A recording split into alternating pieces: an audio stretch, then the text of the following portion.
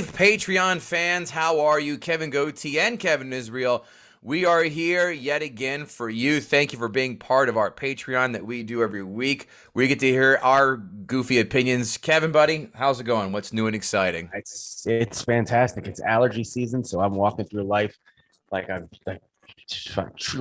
bad acid trip. You know when they always say when you get old, all they do is sit there and compare what ailments you have. When you have allergies, all you sit there and do is compare what medications you're on. I'm an Allegra and Alivert kind of guy. How about you? I'm Allegra, and I'm going to be bringing in the why am I blanking on the mucus? Uh, the fucking pill that clears everything out. Mucinex. Mucinex, yeah. Be mixing those two, see how that goes.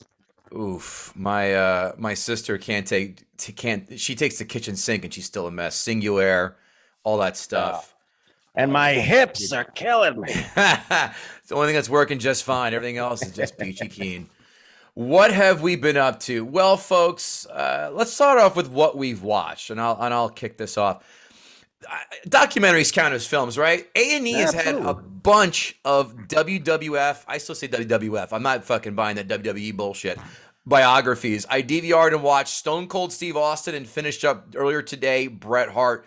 If you love late 90s, early 2000s wrestling, this is, or even early 90s too, this is fantastic. It's a great walk down memory lane. I'm, especially doing the Stone Cold one, I am reciting the shit that he was saying because I remember some of those promos so very well. And of course, The Rock is in it, and that's the greatest. In that documentary, did he give the story behind the history of what? No, he did not do. They showed a clip of doing what, but it was just Austin 316. You know the story? No, tell me. He was on the. Apparently, he and Christian were good friends. Okay. And he was on the road driving from one match somewhere to somewhere else, and he was just bored as hell. So he called up Christian, and he was like, "I'm driving from Oklahoma to Tennessee." What? I said I'm driving, and he did it for like 10 minutes, and he hung up, and he's like, "I'm going to try that in the ring next week," and he did, and to this day, if a WWE wrestler pauses in between one of their promos, the whole audience screams what? Like it's crazy. I tapped out on WWF right before that happened. Like I think maybe I did catch it right then and there. That's when I tapped out, was like 2002 or what have you. Yeah, but I do not watch. I have Macho Man DVR. I have not caught that yet. I also was on a big film noir jag. For those of you film noir ones, those like the 1930s, 40s, 50s detective black and white, murdered under mysterious circumstances films. I gave a bunch a try, and they're fucking bad. I don't. People love some of them. I watched The Naked City. It's a story of a million stories that happen in New York City, starting off where a model dies in a bathtub in mysterious circumstances. And it was kind of like a mockumentary / real film. I hated it. I turned it right off. Sorry, Wrong Number. A bedridden woman hears a plot on her phone when wires would get, mixed or cross connections. She hears a plot trying to kill her, and her husband's up to no good. Underwhelming, not bad. I made it through 4 out of 10, but a lot of the other ones I'd mentioned on the podcast, I wanted to like these as a film snob. I thought they'd be great watches. Man, it's very skin deep. The plot and the characters, you're just like, again, at the time, I'm sure it was gangbusters. In 2020, with again the years of films and whatnot we've watched and I guess experience, you want to call it that. It's not holding up. It's not. I feel like the pacing of movies back then was also just dragged. 100%. 100%. And the worst part about it, a lot of these films range between 70 and 100 minutes long. So it's not like they're long and they drag. Yeah. They're short and they drag, which is death. Yeah. And the last one I watched, and I tried watching this again, and I found myself hitting eject almost the same time I did when I first watched it. The original Dune. I forgot who we had in the podcast. They said, watch it again, give it another shot. I couldn't care less about the story of Spice. I couldn't care the whole Holy Family story. The special effects are distractingly awful. I mean, they make Oh yeah. Tron look like fucking Avatar.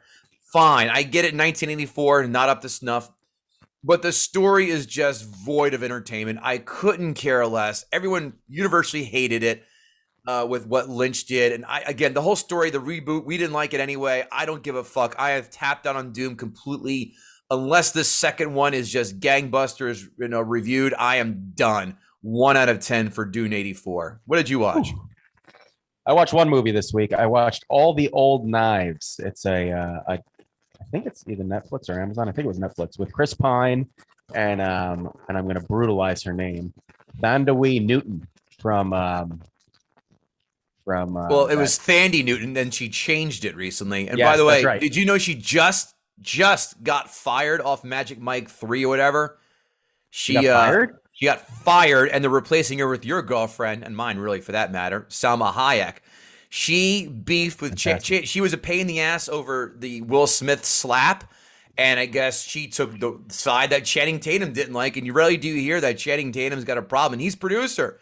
And Yeah. he went for a drive and says fire her. And Soderbergh tried coaxing him to sing, "I'll let her come back." He's like, "No, I'm done."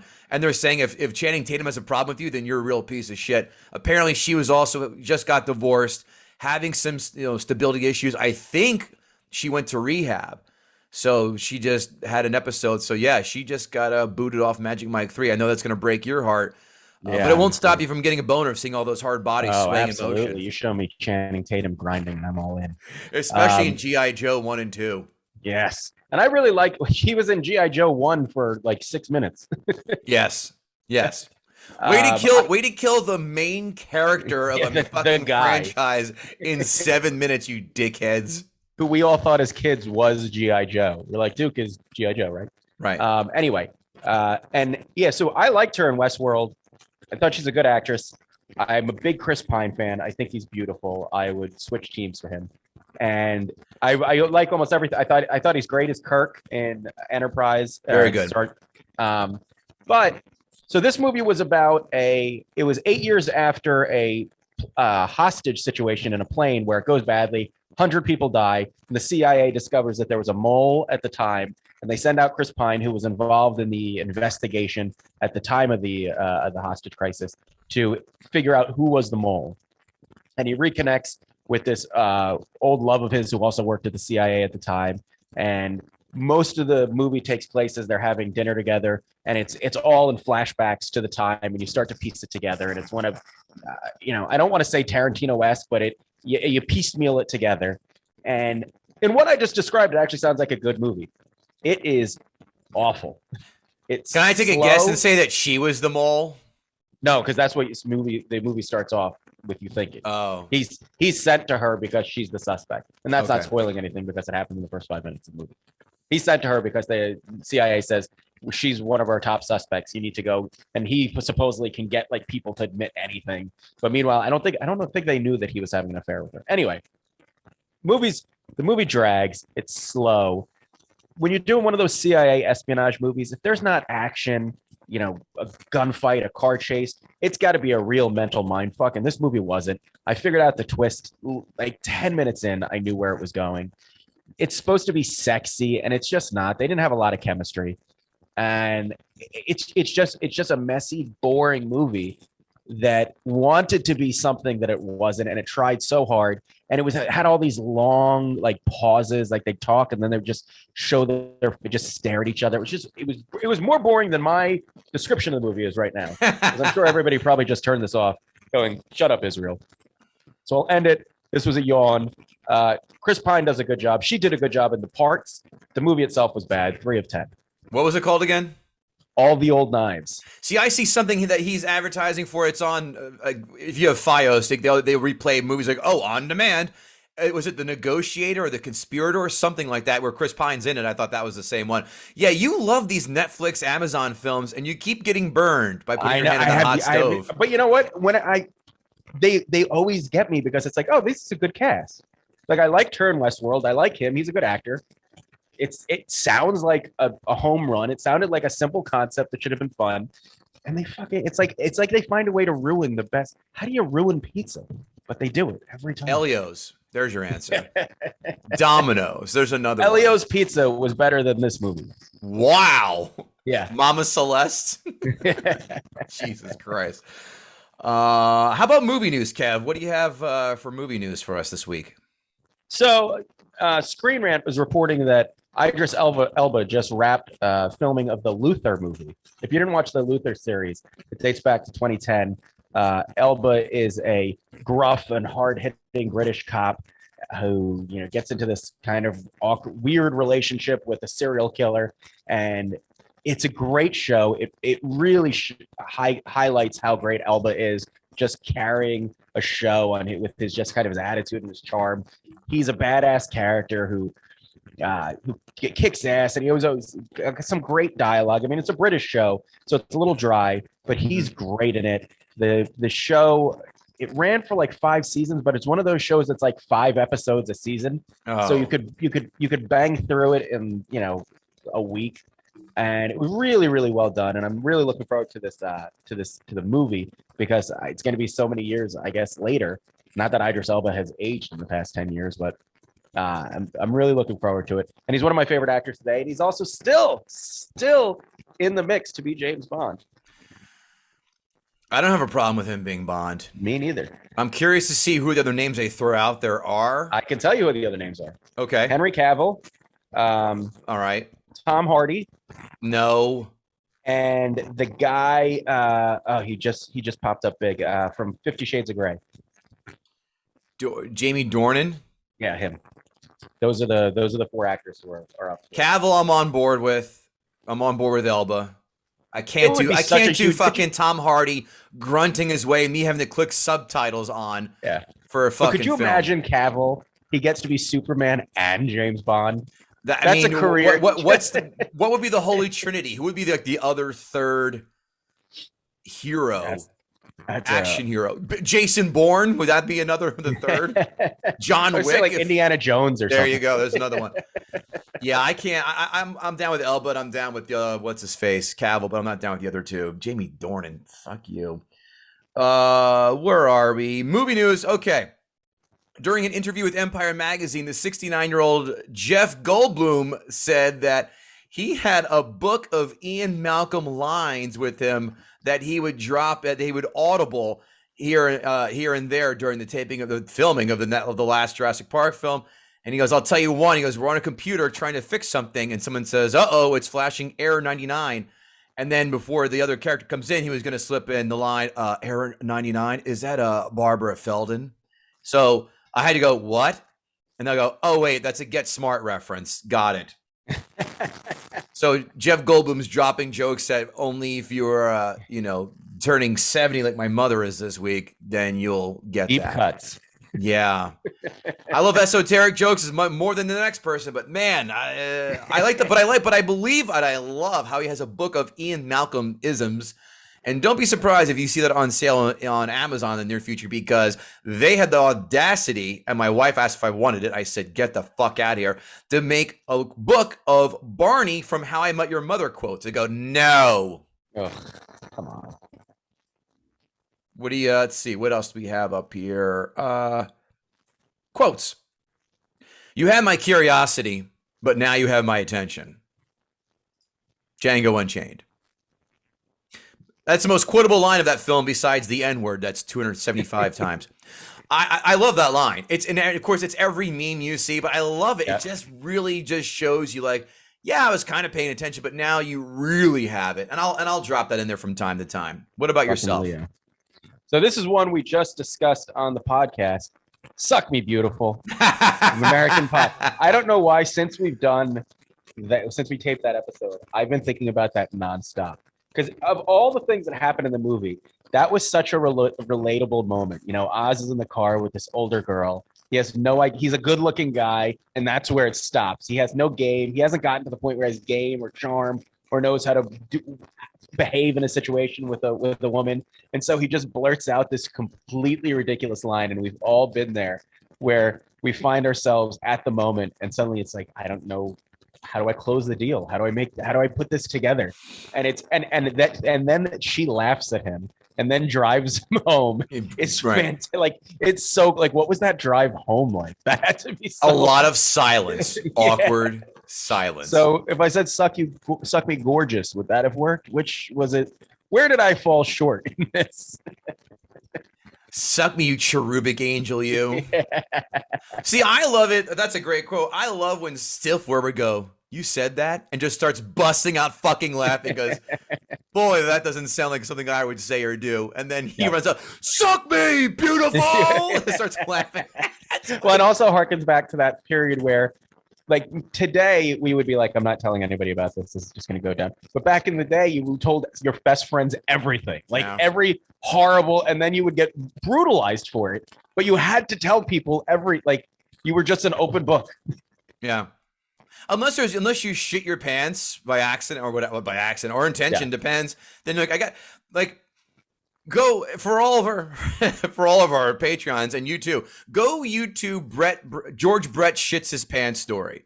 Oh, I've heard it. I mean, it is the best pants shitting story you'll ever. And he's so fucking casual. Yep. I read it's during a spring training game. He's on the Royals. Obviously, he played only with one team with the Royals, and he's telling, shit my pants last night. Get this, and he's down.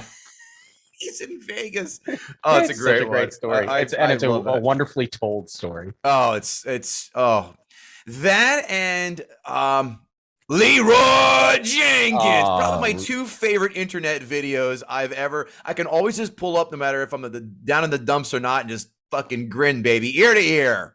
Did you ever see the bowling video? The guy, I can't remember his name, but he wins. He's apparently like, he was like the Tiger Woods of bowling back in the day, but he was a ridiculous personality, and he wins the tournament, whatever it is, and it was on ESPN. And he looks into the crowd and he goes, "Who are you? I am. That's right." And it's like, what did that even mean? Like, he screams at this ridiculous, and it turns out there was this guy who was heckling him through the whole match. And he was yelling at him, and he was so excited he just didn't know what to say. It's almost like when you want to say, like, take care or have a good time, and you say, take good. You know what my favorite line is, and again, someone points this out, and I laugh, and then I make sure I never do it again. I've never done it again. Is when you're at the movies, and the guy tears your ticket or girl and says, "Enjoy the movie," and when people automatically go, "Well, you too." I go, well, they're not seeing the movie. They're standing here getting minimum wage to tear tickets. They're not seeing the movie. You are. Brian Regan does a great bit about that, about like getting out of a cab at an airport, and they go, "Have a good flight." And you go, "You too, if you ever fly, probably will sometime." I don't know. I hate myself. Yeah. God. By the way, I watched the also Gerard Carmichael special. It is not a special. It is a televised psychiatric therapy session with audience participation. I might lose points as a stand-up comic, but I didn't even know who he was. And then he hosted SNL. So I'll gladly clue you in. Young up-and-comer. I DVR'd his first special a few years ago. And this is, my God, I was probably, 3-5 years in maybe. And watching it. And his thing is he brings his notebook on stage on an HBO special. I remember everybody freaking out about that. And my wife walks in, stops, and it was like a triple take. She goes, no, that's not a notebook in his hand, right? I go, it's a notebook. She goes, are you out of your mind? She goes, you memorize this shit for a garbage bar show, and this guy has an HBO special. I go, welcome to Understanding Comedy 101.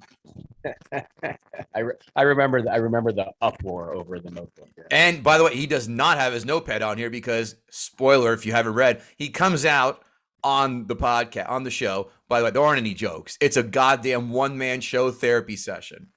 And the audience is asking him questions in the middle of this. They go, you know what, comedy? Shame on you, Suits. Shame on you, comedy, for tolerating this. Because call me old school. Whenever I saw the words HBO special, go, this is a fucking moment. This is something to be heralded. I just walked upstairs from watching Raw. Raw is playing on one of the channels. Oh, okay, Eddie Murphy, right? And it was an event. Yeah, I mean, he's wearing a leather outfit. He's on a huge stage. Madison Square fucking Garden. murders from start to finish. Every bit of his is quotable and memorable. That's a comedy special. Right. I want at least 45 minutes of wall-to-wall jokes. I don't want this new performance art bullshit is fucking garbage and needs to stop post-haste. And this is just in the same vein. Rant over. We're doing how we did the quotes. Okay, that doesn't happen. What do you have? So going back to the movie that I just watched, all the old knives, there is a sex scene in it. And it's supposed to be like a moment in the movie where you get that they have, chemistry and history. And it's the camera's above them. It's missionary position. So we see Chris Pine's ass, and we do see, they show her. I don't know if you remember. Did you watch Westworld? I watched the first, maybe I made it the first season. I was so bored. Okay. So you saw her boobs, I think, almost every episode. And you see her boobs in this, and I feel like she might have a rider in her contract where she's got to show her breasts. You know what it is? English chicks love doing that. Eva Green, the Bond girl in Casino Royale. There's another French film. Holy shit, she is. Thumbs up. Europeans really look at nudity very, very differently, and the right way. I 100% agree. But anyway, so they have this. There's a sex scene that looks like the most boring sex ever. And then afterwards, I think he was like laying on her kind of lap, blocking her breasts for some reason, because I don't know why, because you saw them before. But his hair is perfect. Her hair is perfect. They're not out of breath. Neither of them are flushed. There's no sweat. Right. The sheets don't even look like they've been like musked or anything. And this is supposed to be like two passionate lovers. This isn't like I've been married to you for 15 years and let's just get over with. This is like I haven't seen you in forever and I just want to bang sex. And they're both perfect. And I got to tell you, that doesn't happen. No. Because even in boring marriage sex, you still get sweaty. You're still out of breath. Everything gets messed up. And I was like, come on, at least put a little, like, mess his hair. His hair was still, everything was perfect. And it's just like, and as a 45-year-old guy now, I think sex scenes in movies a lot of times are awkward and weird. Because back in the day, it was great because you got to see boobs and whatever. But now it's just like the sex scene needs to either serve a purpose or move the plot forward or establish something. This guy did none of that, so it was awkward. It wasn't fun to watch. It didn't look like they had fun, and they ended up all perfect. So that it wasn't even fun sex. That doesn't happen. You know, it was a great one, Monsters Ball, because she's getting dick down in that hardcore. There are no body doubles. There is no cutting away. But you know what? That scene served a point. Yes. Like it told a story about those two people. And this did nothing other than establishing that they were in love, which you already kind of knew. So it was like, what was the point of this? And it wasn't even fun. It wasn't even like, I don't know. Did you ever see Body of Evidence with Madonna and Willem Dafoe? He eats her standing up in a car in a parking garage. I'm like, that's 90s films had way better sex scenes. There's some movie from the 90s that I think is about a serial killer, or I can't remember. A lot of those in the 90s, a lot of sexual thrillers. The male and female lead have sex through a chain link fence that's in his apartment. He has like this artsy looking apartment. He's got like a chain link fence, and they fuck through the chain link fence. And I remember thinking, this is awesome, but also that's really creative and looks uncomfortable. Yeah, what's the point? Oh, good, you're 1/16 of an inch away from me.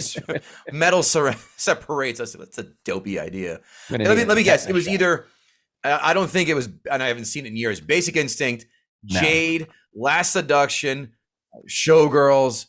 You know what? I think it was a movie about he had like cameras in her apartment and he was watching her. That might have been Sliver. Was that Sliver? It's in Manhattan, and there's a serial killer in the building. I think it was Sliver. It could have. William Baldwin was in it. I remember that. Yeah. Yeah, that's when Sharon Stone's like, I'll get naked for $10 million a picture, and boy, she sure cashed in.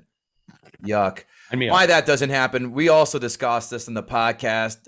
Batman 89. You can't shoot a grappling hook at a guy and just have it pierce the lapel of his suit. No, it goes through his goddamn chest and out through his lungs and rib cage.